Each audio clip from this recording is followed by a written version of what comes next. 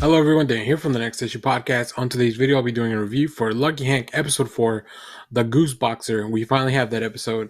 We've been seeing it in the trailers, a little scene of Hank fighting a goose.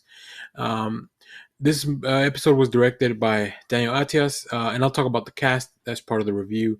But in this episode, amid firing rumors, the professors look to the union to protect their jobs, while Hank tries a different approach.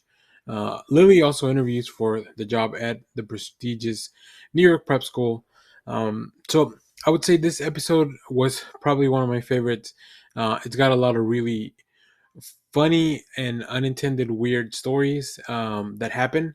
We also have a lot of development. We introduce a new cast member or a new character that will probably play a big role in the next couple of episodes. But let's talk about Hank first. In this episode, we see Hank become kind of like an inadvertent hero. He's through all these kind of spontaneous turn of events, he ends up in the spotlight, and he ends up doing what he should have been doing from the get go, and that's just trying to help out, his fellow teachers in the department, and kind of fighting against the school's administration. Now he goes about this in a very indirect way, but it's really well done. Bob Odenkirk really embraces kind of the absurdity of fighting a goose. I hope that there's some footage out there somewhere of Bob Odenkirk like air boxing a goose.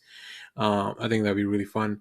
But another thing that just happens here is that we get more character development for Hank, who becomes more well-rounded as the series progresses. I think we don't get to see him in the role of the hero much. He's a very cynical character, but here he kind of even has to embrace it a little bit, because all the stuff that he's doing kind of also leads to some of his colleagues to treat him a little bit different. That we've been seeing a very adversarial relationship with a lot of the teachers in the English department, but in this one, they all kind of feel like they are united for this.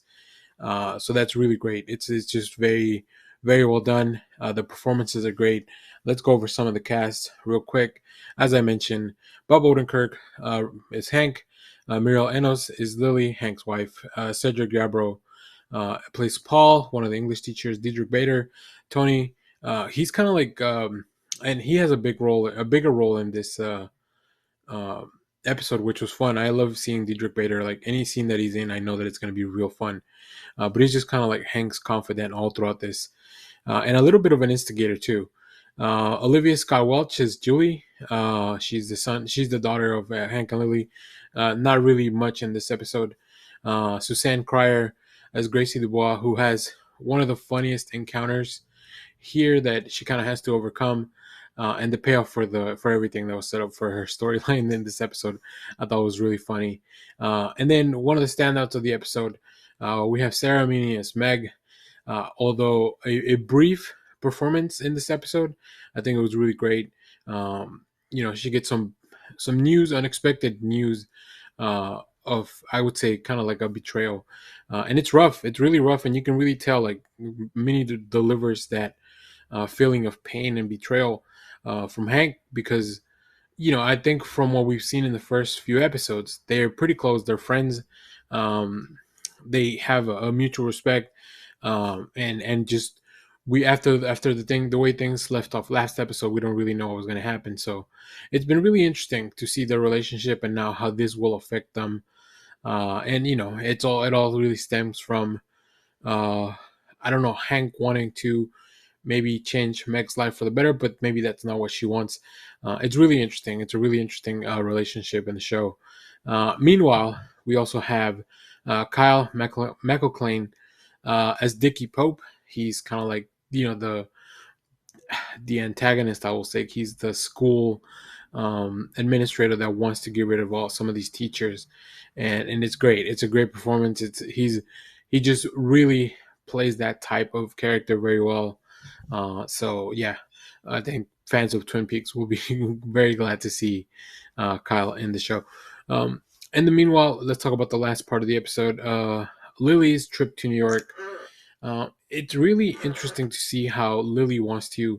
I feel like she wants to escape and move on, but then she keeps reminding herself of her responsibilities and the life that she has with Hank.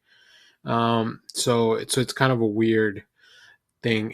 We do see some stuff happen that I really won't go too much into it, but I think Muriel Enos really had a great performance along with some of the other characters that are introduced, and it's just very much setting up, I think, definitely conflict. Right, the way we end this episode, it's probably the worst things have been for Hank, even though he was also at his highest in this one. Really, really interesting.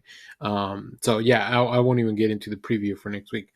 But yeah, overall, this one, great, really great, absurd, weird, quirky, and that's what I'm really loving about the show.